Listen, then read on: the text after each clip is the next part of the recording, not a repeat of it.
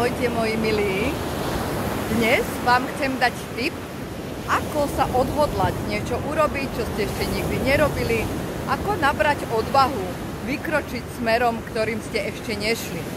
Každý máme svoj spôsob a jeden taký overený spôsob ale je spomenúť si na váš minulý zážitok, kedy ste sa museli na niečo odhodlať, alebo chceli ste sa na niečo odhodlať, keď ste chceli nabrať odvahu a čo vám vtedy pomohlo, ako ste to vtedy zvládli.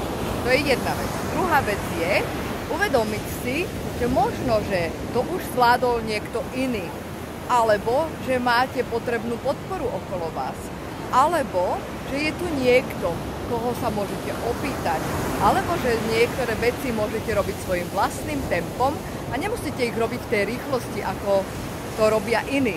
Takže spomeňte si aj na svoje minulé situácie a aj na svoje okolie a uvedomte si, čo vám v tomto momente môže pomôcť urobiť niečo alebo nabrať odvahu pre niečo, na čo sa chystáte a zatiaľ je to také pomalička, neviete, ako to zvládnete.